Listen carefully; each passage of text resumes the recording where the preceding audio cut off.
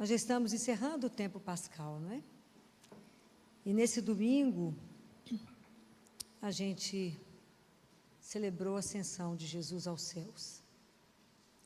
Quando Jesus veio ao mundo, que Ele se encarna e vem, Jesus veio para nos reconduzir ao Pai. Ele veio nos ensinar o caminho para o Pai. Não veio nos conduzir como um filósofo, com teorias, mas Jesus veio nos reconduzir como um pastor, que recolhe as ovelhas dele para o redil. Veio nos ensinar o caminho, porque ele passou tudo e viveu tudo, menos o pecado, a nossa condição humana. Então ele subiu aos céus, ficou à direita do Pai, como a gente reza no credo, não é?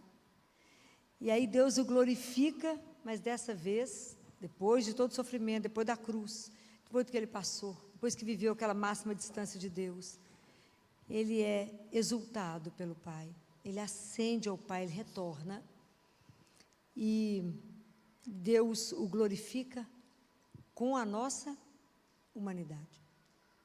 Quando Jesus volta aos céus, ele não nos abandona, ele permanece aqui conosco na igreja. Como que Jesus hoje permanece? Fala, Filó, aquele tempo o povo ia lá e conversava com Jesus, escutava, ele falava. Mas hoje, a gente tem como escutar? Tem como conversar com ele? Jesus permanece vivo? Tem certeza? Aonde? Sacrário. E aonde mais? Na Eucaristia. Muito bem que a gente tem essas certezas, né? É certeza mesmo? Isso é uma verdade no coração de vocês? É. Então Jesus questiona assim. Se isso é verdade, né? Que ele fala, qual é a maior obra de Deus? Qual é a maior obra de Deus? Vocês acham que foi a criação? Não. A maior obra de Deus é a Eucaristia. Pode imaginar que aquilo que parece pão, tem gosto de pão, ali está Jesus vivo. E não está como uma coisa inerte, como algo que não se mexe. Ele está ali vivo, respira, inteiro. Será que a gente pode imaginar que na Eucaristia Ele está disposto, Ele nos convida a vir até Ele, para nós pecadores, para nos amar e para nos curar, para nos reconduzir. É muito grande tudo isso. E Jesus diz assim, naquele livro, Ensine Eso, ele diz, por que há tanta tristeza na minha igreja? Por que há tão pouca alegria entre o meu povo? Por que há tão pouca alegria? Porque verdadeiramente não se crê que eu estou vivo, à espera, ali, no sacrário, aqui em cada Eucaristia. Então por que há tão pouca alegria? Será que as pessoas de verdade acreditam que eu estou ali por amor? Que eu permaneci por amor, para alimentar vocês quanto tempo precisar, para estar aqui para ouvir, para te orientar, para caminhar? E Jesus diz assim, por que a ideia de paraíso é tão apagada na igreja? Por que as pessoas não pensam mais no paraíso? Porque nós esquecemos da presença real de Deus na Eucaristia. Porque ele diz, quando as palavras da consagração são realizadas, o paraíso se instala. Por quê? Porque Deus está ali presente, com toda a sua humanidade e com todo o poder da sua divindade. É grande demais para a gente poder viver tudo isso, não é? Fala, Filó, eu até vim aqui, converso com ele, mas eu não. E ele fala, escuta, meu povo. Qual é a grande dificuldade para a gente ouvir? O silêncio. Porque silêncio não é ficar de boca fechada. Silêncio é muito mais do que isso. O silêncio é uma presença. O silêncio é eu calar para acolher. E hoje, no mundo que nós estamos, que é contrário ao silêncio, né? É um mundo barulhento. Hoje nós temos a tirania do barulho. Nós temos algumas coisas para vencer. Nós temos que vencer, porque Deus, tudo que Deus faz, Ele faz em silêncio.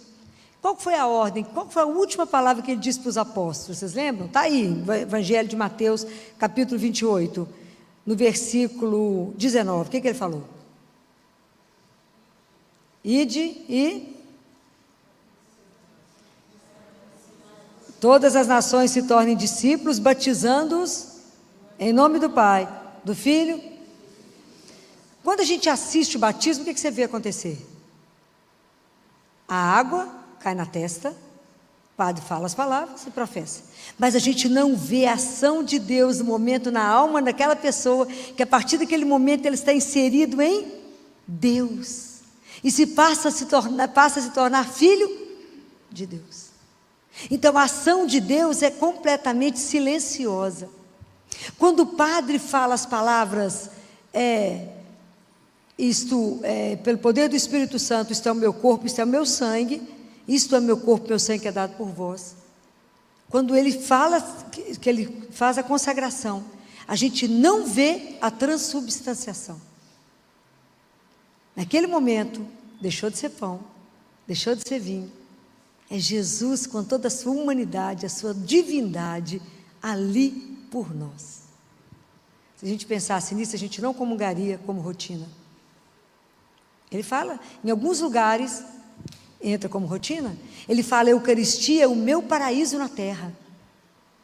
Assim como eu sou a glória dos anjos e dos santos no céu, eu sou a glória para aqueles que me adoram em silêncio. E que por enquanto a minha presença está velada pelos véus do sacramento, mas eu estou vivo, eu nunca fui embora. Isso é maravilhoso, gente. Mas então a gente não vê o que Deus faz, porque tudo de Deus é silêncio. Quando a gente entra na casa de Deus, para a missa, quantas vezes a gente percebe que a igreja está muito barulhenta? As pessoas esquecem diante de onde estão. E com a ausência da gente não mais fazer silêncio, nós estamos perdendo a noção do sagrado. Nós estamos distanciando do sagrado. A gente entra na igreja e não sabe como é que comporta, conversa tanto, fala tanto, mas não fala com Deus. E para mim estar ali e ouvir, eu preciso de fazer silêncio. E o mundo hoje me faz, eu preciso fazer silêncio dos olhos, porque é tanta coisa que eu não queria ver. É tanta coisa para poder me chamar, para me distrair. Hoje o mundo não aplaude aquele que está calado, né? Mas aquele que tem muitas palavras, que tem muitas imagens, é tanta imagem que te dispersa. E da mesma forma que às vezes eu não quero ver, eu posso fechar os olhos. Esse é o silêncio que nos é permitido, que às vezes as imagens nos distraem de Deus. Às vezes eu não fecho os olhos para entrar. Hoje, qual é o lugar, além da Eucaristia, que Deus está presente? Em silêncio. Aonde? Que vocês podem afirmar que Ele está? Além do sacrário. Que ali está a Eucaristia, está Ele vivo. Aonde Jesus está agora presente? No seu coração. A gente tem consciência disso? Não. Porque eu preciso me calar para poder entrar em mim, para poder conversar com Ele. Então, as imagens me dispersam. Então, o silêncio dos olhos eu posso fazer aprendendo a fechar os olhos. O silêncio do ouvido é barulho demais. E tem hora que a gente trabalha sobre muito barulho. Então, vocês observam que a música, uma música que não diz nada, ela é barulhenta. E ela deixa as pessoas meio que entorpecidas. Às vezes você passa por algum carro, você fala, gente, é o som dentro do carro, né? Não, é o carro dentro do som, como é que é? Como é que esse povo está dirigindo com esse barulho? Que deixa a pessoa desnorteada. Tem gente que não consegue chegar em casa e não ligar tudo na casa. Ali, além de ligar a televisão, o som, ainda liga para um tanto de gente ao mesmo tempo. Olha que confusão. Porque é como se o som, o barulho, te entorpecesse, é como se fosse uma droga, para não revelar, na verdade, o vazio que a gente é. Compreendem? Para a gente não se ver, para a gente não pensar. Então aquele tanto de coisa ligado ao mesmo tempo, e é um tanto de nada.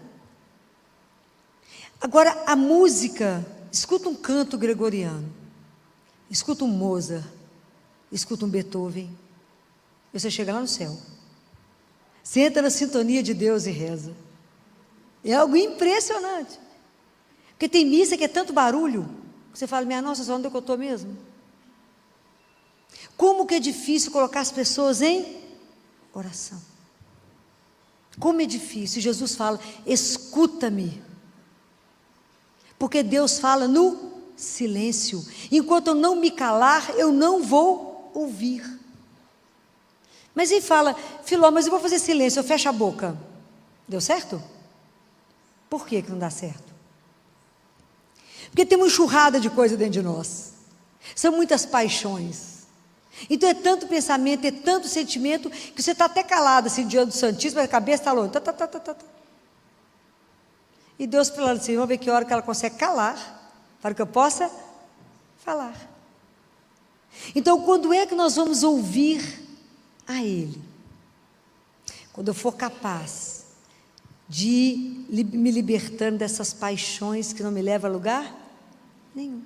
É um tanto de ilusão, um tanto de mentira, um tanto de nada que vai tentando encher a nossa vida e nos tira do essencial que é Jesus. Então por isso que a gente fica tão... quantas pessoas que vocês encontram que estão divididas, estão tão desorientadas, estão perdidas dentro delas mesmas, que é tanto barulho dentro delas. E a gente ainda tem a louca da casa, né, que é a imaginação, que põe a gente para pensar um tanto de coisa que não vai a lugar nenhum. Tem dia que a louca está pior do que o normal. Teresa de Ávila falava isso para Jesus. Falava, hoje a louca está pior. A senhora amarra ela, porque senão não vai ter jeito.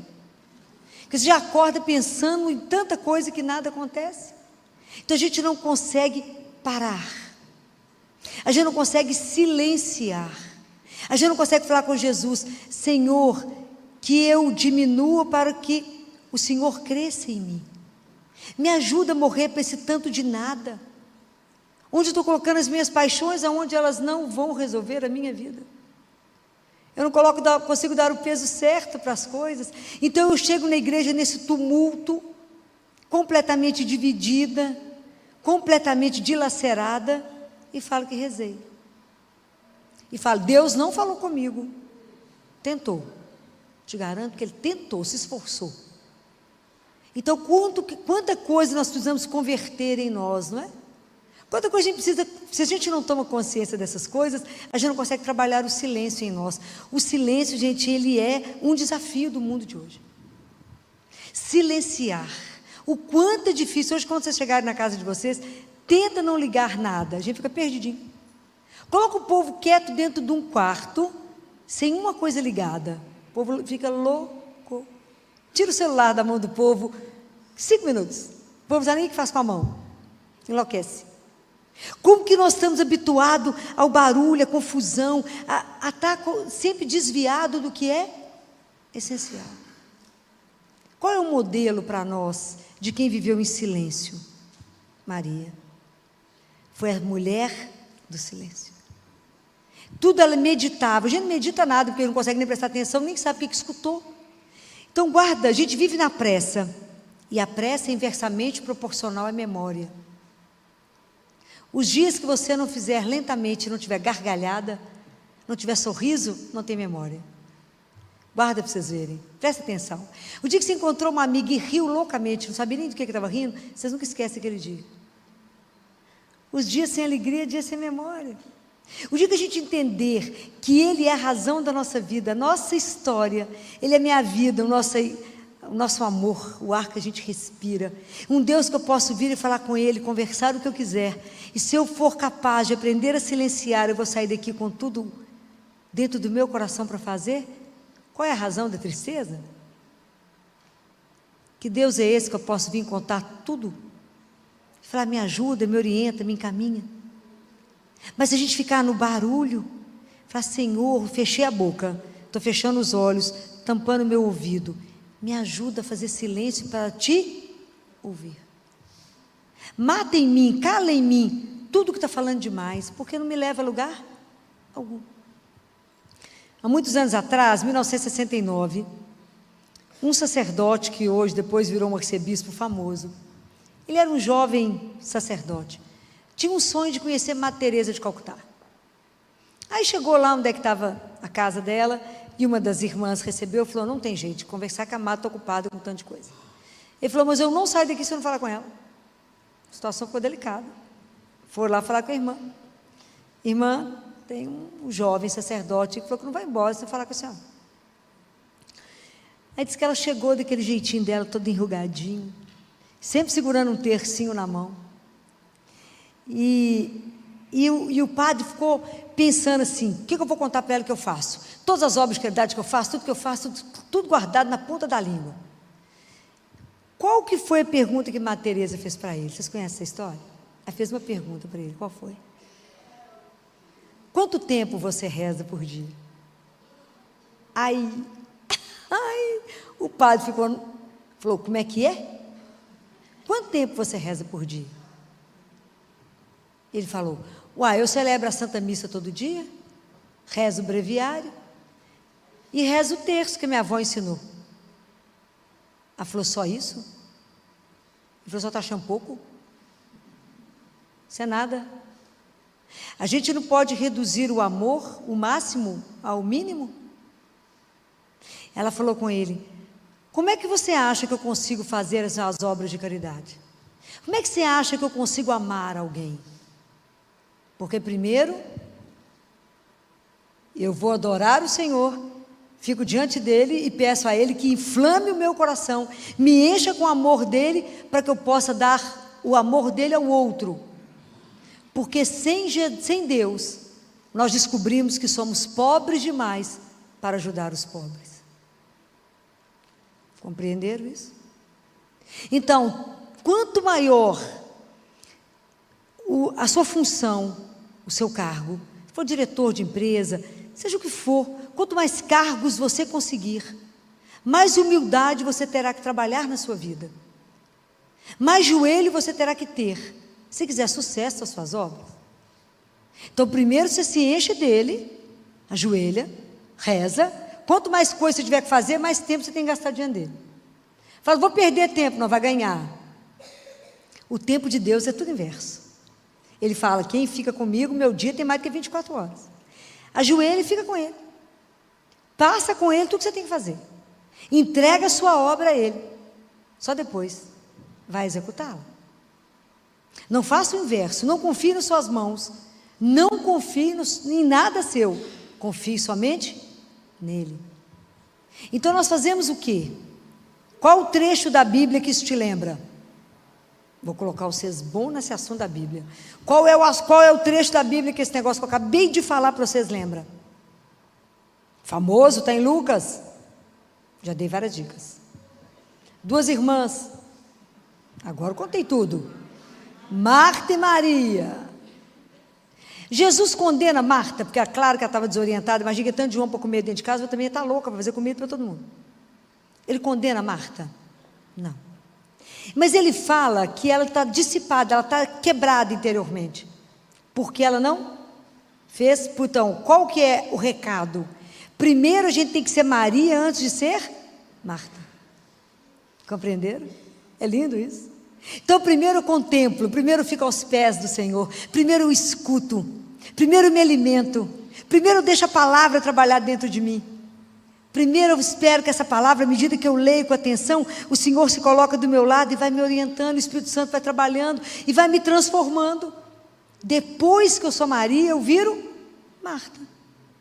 Aí eu trabalho. Mas tudo teria que começar com Ele e terminar nele. Tudo tem que ser convosco. Tudo, Senhor. Que eu faça tudo por Ti, contigo, para Deus, com Deus, por Deus. É assim. Mas a gente fica atordoado e quer fazer tudo para nós mesmos, para a nossa glória. E nós somos o quê? Nada. Mas é difícil tomar essa consciência. A Eucaristia é uma humildade. Imagina, Jesus está ali em silêncio, humilde. Imagina, ele se reduz ali e fica escondido, esperando a migalha do nosso amor, da nossa visita, e lá vê-lo. Um ato de amor nosso que fala assim: ei, só vim te dar um beijo. Ei, Jesus, o Senhor é meu amor. Só vim cá falar, muito obrigado. Compreendem? Como é que nós estamos longe de viver de verdade essa beleza incondicional, que é Deus, que se faz presente, continua conosco, vivo, desde que nunca veio e nunca mais foi embora, porque Ele sabia que se a gente não se alimentasse, que se Ele não permanecesse, a gente não voltaria para casa. Com Ele vivo, nós estamos nessa peleja até hoje. O povo de Deus, o bando de cristãos que mais está morto do que vivo. Uma fé que não contagia ninguém. Como é que eu vou falar? Como é que eu vou anunciar a todos, ensinar as coisas de Deus, que a gente não conhece nada porque não estuda? Não participa dos sacramentos da intensidade que tem que participar. Anunciar o quê? Se a gente mesmo está todo mundo abatido, desanimado, falando: ah, que luta, ó vida, ó céus, ah, que dificuldade. Nós cristãos deveríamos dançar o dia inteiro e falar: Jesus permanece comigo, vivo. Então qual a dificuldade que eu tenho? De crer, de confiar que Ele está vivo. Que o dia que a gente acreditar de verdade em Deus, qual a dificuldade nós passamos a ter? É nenhuma, porque em tudo eu vivo para Ele. Então viver para o Senhor, levantar de manhã, eu agora que eu levanto, eu acordo pela manhã e falo: tudo no lugar, nada doendo, nada de pé, marido do lado, todo mundo que eu amo, ninguém no hospital internado, falo: à sua disposição, só para te amar e servir, não tem mais nada para fazer, só para ser. Com alegria de saber que Deus é vivo, que essas histórias não são uma história de mentira. Está escrito na carta aos Hebreus, capítulo 6, versículo 19, lê lá, que a nossa esperança tem um nome. Então a nossa esperança, ela é uma âncora. A nossa vida tem que ter uma esperança, nós temos que estar ancorado, e ancorado em Deus. Jesus é minha âncora. Então o mundo pode bater, venta daqui, venta dali, tem dia que está mais tumultuado, tem dia que está menos, mas quem tem a última palavra de tudo é Ele. E a nossa vida é eterna. Ele nos criou para a eternidade, somos filhos amados. Essas verdades vocês têm que carregar dentro de vocês. O dia às vezes está meio nublado, você fala com Ele: mas o sol que me ilumina está comigo. Deixa o mundo nublar, mas Ele que é o meu sol permanece comigo. Ele que é o meu sustento, que é a minha força, que é a minha alegria, a minha coragem, aquele que me faz dançar no Espírito. Aquele que fala: não desanima não, menina, nós estamos juntos, vai tão firme, bora. É assim que a gente tem que ver. O cristão, a segunda marca do cristão, qual que é? Já falei milhões de vezes. As pessoas têm que te reconhecer pela alegria. Como é que cristão pode ser triste com Deus vivo? Está morto, né? Para mim, por que você é feliz de jeito? Vive rindo. Porque Jesus está vivo. E Ele me ama. E a minha vida é eterna. Ah, que escândalo. O dia que a gente tomar posse dessas coisas, acreditar nisso de verdade, essas igrejas não vão caber. Aproveite quando a igreja é vazia, você pode visitar Jesus várias vezes. Porque o dia que o povo descobrir que Ele está vivo, que pode ir lá conversar com Ele, ficar lá e escutar, nós não vamos conseguir hora para sentar lá. Aproveita que o povo ainda não acredita. Vocês não estão na luta para que a igreja fique cheia. Então, é maravilhoso entender tudo isso. É maravilhoso quando Ele fala: e eis que estou convosco todos os dias. Não, esse é o bálsamo da minha vida. Eis que estou convosco todos os dias. Ele não pulou nem um dia. Nem sábado, nem domingo, nem dia santo, nem feriado, nem pandemia. Você imaginou se ele tivesse abandonado a gente na pandemia? Nós fomos da linha de frente, que estava no hospital todo dia, enfrentando o que enfrentamos. Se Ele não estivesse conosco, o que seria de nós? Eu falava com o povo no CTI: gente, presta atenção, não olhe para os lados, olhe para frente. Hoje nós somos igual o Moisés: olhe para frente, não olhe para as baleias, tubarão não olhe para frente, que nós vamos atravessar. esse tumulto e atravessamos, pela graça de Deus. Na equipe de CTI, ninguém adoecer lá na Santa Casa, foi espetacular. A gente dar conta de tudo, foi só na graça. Só na graça. Mas antes, sabe o que a gente fazia? Nós tínhamos um grupinho. A gente ajoelhava na porta do Colégio Arnaldo, lá na capela, e rezava de joelho na porta de uma igreja fechada, chorando, com Nossa Senhora. Até hoje eu choro quando eu lembro dessa cena, que eu ficava emocionada a gente ficar lá de joelho, a rua deserta, igreja fechada, e falava com Jesus: o Senhor preso aí, e nós de cá. Nós precisamos do Senhor, mas estão nos negando isso. Precisamos do Senhor. Nos dê força para ir para o hospital, dar conta de tanto problema como vamos dar. Sozinhos, não podemos ir, mas o Senhor disse que estaria conosco. Quando eu consegui comungar de novo, achei que eu morreria de tanto que eu chorava. Saber que eu estava com Ele de novo, ali, né? Vivo, nos consagrando, nos segurando mesmo, porque não foi brincadeira. Então eu lembro do dia que a gente estava lá discutindo alguns casos, era um sábado, quando de repente eu escutei um saxofone. Tinha um abençoado de um sacerdote, com um músico na porta da Santa Casa, e ele levando o Santíssimo para os abençoar, e alguém tocando o saxofone. Chorou, todos que deram conta de saber que tinha isso. Nós paramos toda a discussão, fomos para onde conseguia ver, né, que ele estava com o Santíssimo dando a bênção, e alguém tocava um sax. Foi um bálsamo, foi entender exatamente isso aqui: eis que estou convosco, todos os dias. Isso é simplesmente maravilhoso. Então nós precisamos de pedir a Jesus essa noite a graça da oração. Jesus precisa nos ajudar a rezar mais. Nossa vida de oração é ruim, é curta, é rapidinha. A gente precisa aprender a rezar, a meditar a palavra. Por isso nós precisamos da graça de Nossa Senhora nos ajudar a silenciar de verdade, a fechar os olhos para não ver um tanto de coisa que nos dispersa, a fechar o ouvido para não ficar ouvindo barulho, mas fechar em Deus e pedir a Ele: Senhor, me ajuda a fechar tantas tempestades dentro de mim, tanta preocupação que de nada, me ajuda, porque eu quero ouvir somente o Senhor. E meu coração não vai sair daqui desorientado e apavorado, porque toda oração que você chega na igreja para rezar e sai pior do que entrou, você não rezou, não encontrou com Ele, porque o Senhor é a nossa paz. Sabe aquela paz e aquela alegria que o mundo não entende? Está tudo do avesso, você está naquela alegria e fala: não é normal. É normal, por causa dEle, compreendem? E somente dEle. Então tem que pedir a Ele essas graças, né? Pedir a Ele que nos ajude a viver de verdade a graça da presença dEle, nos dá a graça do temor, que é o respeito, voltar a entender que é tremer as pernas na hora da Eucaristia, que é Deus vivo que eu recebo. Diga a gente acreditar nisso, gente, nunca seremos a mesma pessoa. Acreditar nisso é mudar a vida toda. E antes de encerrar, eu quero dizer para vocês que na primeira leitura de domingo, que foi Atos, alguém lembra? Ninguém lembra, né?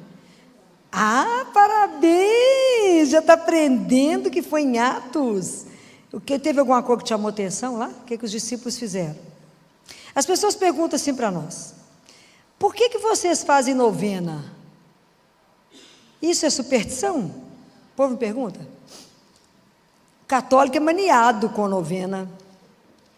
É maniado? Você sabe responder isso? Apologética que eu falei. Você sabe responder isso? A novena é bíblica? Sim? Sim ou não? Onde está escrito? É bíblica. O que os discípulos fizeram quando Jesus foi embora? Despediu, escondeu. O que os discípulos fizeram?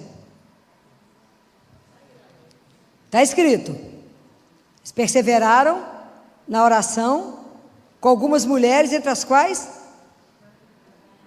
eles reuniram 9 dias intensamente em oração, até que chegou o Espírito Santo de Deus. Parece uma mágica, não é? Mas não é. Existe isso na igreja. Então por que vocês fazem novena? Porque nós imitamos discípulos que rezaram 9 dias com Nossa Senhora, e aí a graça chegou. Compreendem? É belíssima a nossa fé, gente. É belíssimo, tudo isso está aqui, porque a gente não conhece. Agora vocês estão aprendendo a conhecer. Fala a verdade. Está lendo a palavrinha de Deus. Isso é no versículo 14. Pra você não procurar demais aí. Capítulo 1, versículo 14, olha lá. Todos esses unânimes. Achou? Não achou ainda. Está na misericórdia, não está no amém. Achou? É para vocês poderem saber onde é que estão as coisas, onde isso está escrito. A novena é bíblica. Ok? É para que vocês aprendam isso. Então hoje, com a ascensão do Senhor, o que eu quero trazer para vocês? Porque a ascensão já aconteceu, mas Jesus permanece. É reviver em vocês. Se eu pudesse trazer um ardor no coração de vocês, um amor que queimasse o coração de vocês, pela Eucaristia, pela presença de Jesus vivo no Santíssimo, estimular vocês, vem visitá-lo, vem conversar com Ele. Está triste? O remédio é Ele. Está feliz? Também é Ele. Está preocupado com alguma coisa? Vem falar com Jesus. O que te aborrece, fala com Jesus. Qualquer coisa, fala com Ele. Aprender que Ele é o grande amigo e vivo, que Ele não está inerte, que Ele respira. E o dia que a gente aprender a silenciar, nós vamos ouvir o coração de Deus que bate. Nós vamos caminhar para isso. Pode ter certeza. Nós vamos ouvir um coração que bate. Por amor a cada um de nós. Ele te espera todos os dias. Todos os dias. Faça um esforço de vir vê-lo, nem que seja para dizer: obrigado por não ter desistido de nós. Obrigado por nos esperar. Obrigado por ter paciência com as minhas demoras, com a minha lenta conversão, com a minha dificuldade em perseverar. Que eu venho um dia e depois desapareço um ano, mas o Senhor continua acreditando em mim, continua esperando por mim, porque o Senhor me quer santo. Aonde? No céu. Me ajuda a entender que eu já vivo o paraíso aqui, quando eu te recebo, Senhor. Me ajuda a contar para o outro que a sua presença é o paraíso, que aqui nós temos o paraíso. E um dia nós vamos continuar, o paraíso é real. Não é uma história de carochinha. E só isso nos faz viver de um outro jeito, com um outro olhar.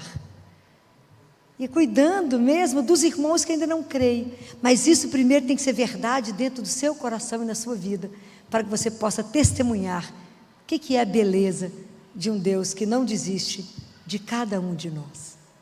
Louvado seja nosso Senhor Jesus Cristo.